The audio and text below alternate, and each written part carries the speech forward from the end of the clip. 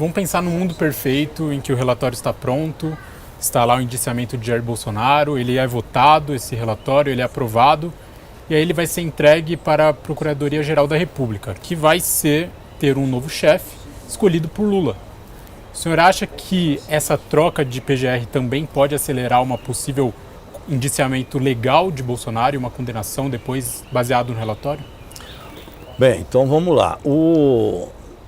Nós vamos terminar o trabalho com o relatório. Isso é a parte mais importante que nós temos da CPMI daqui para frente. Claro que é importante escutar Bolsonaro, ouvi-lo, vamos tentar isso. Esses outros que entraram no processo hoje, a delação, isso tudo vai formando convicções e também provas do processo, para que se faça o relatório. Agora, o que a oposição menos quer é o relatório. Então eles têm tentado atacar a relatora, sempre cria um clima, né? Você estava lembrando de balbúrdia, de bagunça, é um negócio de evitar que se chegue ao fim. Então a gente tem que ter também paciência para chegar ao fim e ter um relatório aprovado.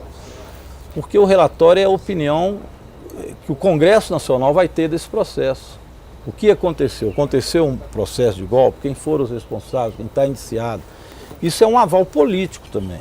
É claro que o Supremo vai julgar do ponto de vista técnico, mas vale também o que o Congresso Nacional pensa disso. É um julgamento político. Um julgamento político também, porque veja bem, quando o Bolsonaro articulava essa questão do golpe, consta também que ele fez tratativas e buscou saber opiniões também do mundo político.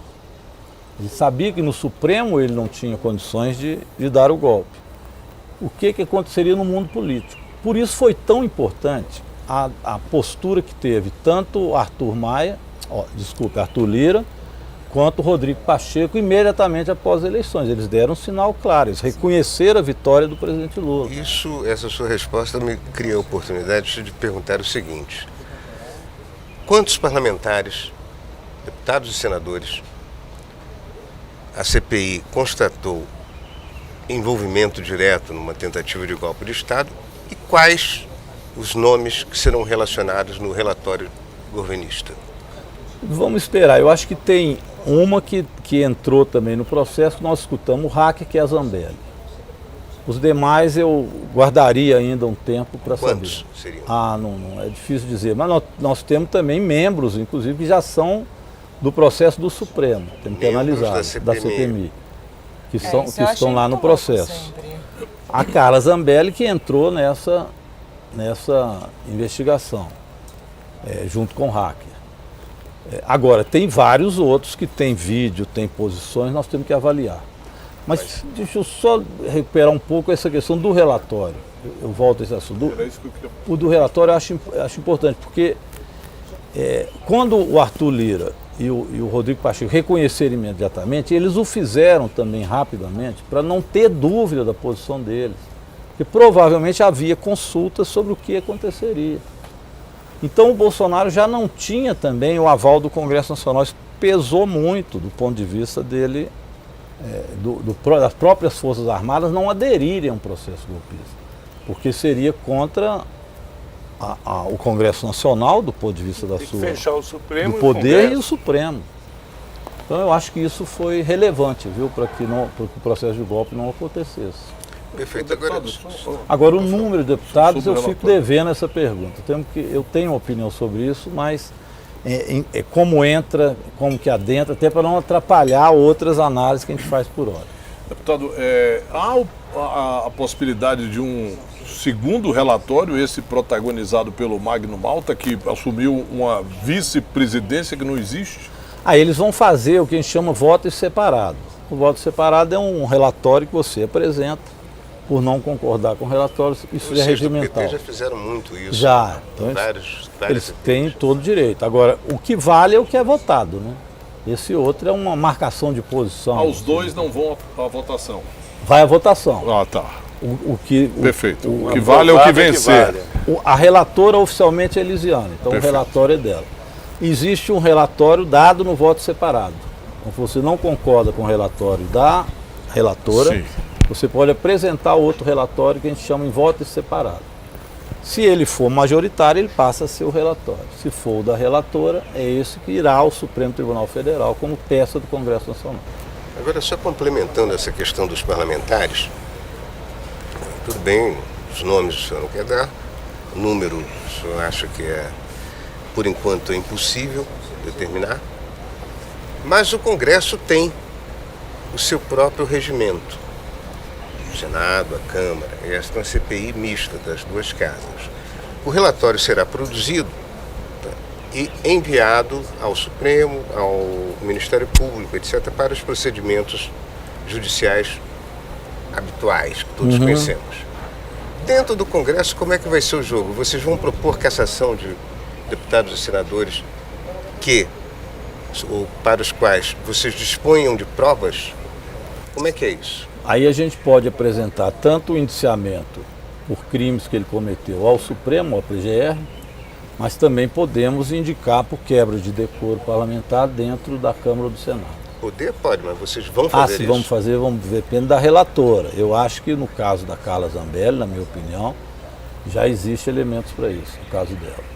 Que foi a conversa com o hacker, depois houve quebra de sigilo, a firma, a empresa que ela tem, que ela tinha contribuições junto com outros parlamentares, com dinheiro do PL, era da esposa de um assessor dele, ele é quem pagou o hacker. Então eu acho que tem indícios fortes de que havia ali entre o hacker e ela uma articulação para se tentar que ele melasse as urnas. Vamos lembrar do hacker. O hacker é aquele que a Zambelli levou até o Bolsonaro recebeu, tomou café pela manhã, e a ideia do hacker, o que ele falou lá, o depoimento do hacker foi muito importante, é que o que eles queriam dele é que ele fizesse uma propaganda na TV, seria no dia 7 de 2022, 7 de setembro, e ele iria até aquela massa que estava lá, fazer um teste de urna. Seria uma urna, entre eles fake, onde ele votaria 22 no Bolsonaro e a urna apareceria 13. E por ele ter sido o hacker que denunciou o Moro, a Lava Jato, ele ficaria então com a imagem até junto à esquerda de que era imbatível o argumento de que essas urnas eram violáveis. E com isso ia criar imagina o clima que ia criar no Brasil. Isso é que foram oferecer ao hacker fazer. E só não foi feito porque um repórter da Veja, ele fotografou o hacker chegando ao palácio. Ele ficou sabendo, houve uma denúncia a ele, pelo que eu li da matéria da Veja, e ele então marcou presença em frente à casa da Carla Zambelli. Quando ela saiu, ele foi atrás. Chegou lá no hotel, ela pegou o hacker, a Carla Zambelli. Ele seguiu o carro. E aí ele fotografa o hacker entrando no Palácio da Alvorada para tomar café com o Bolsonaro e fotografa a saída. Ele publica isso. E aí isso inibiu que eles fizessem a tal propaganda, porque teria a prova do encontro do hacker com o Bolsonaro, isso poderia levar a prisão imediata do Bolsonaro. Esse repórter da Globo, posso dizer que ele salvou o processo democrático. Da Veja, salvou o processo democrático. Agora, é impressionante. Além da Carla Zambelli, tem um senador que também se envolveu diretamente nisso, o senhor não falou nele até agora. É porque até esqueço a figura. Marcos Duval. Exatamente. Esse também acho que deveria estar, porque não é possível aquilo.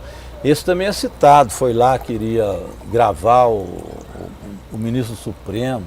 Isso também tem prova robusta, foi bom você lembrar. Esses dois, pelo menos, eu acho que tem que ser tratado no relatório. Eventualmente, na CPI, existe alguma prova, algum indício que possa sugerir o envolvimento dos dois filhos parlamentares do Bolsonaro? Nesse processo de convocação, de atos, etc. Mas mais do que isso que eu tenha visto, não.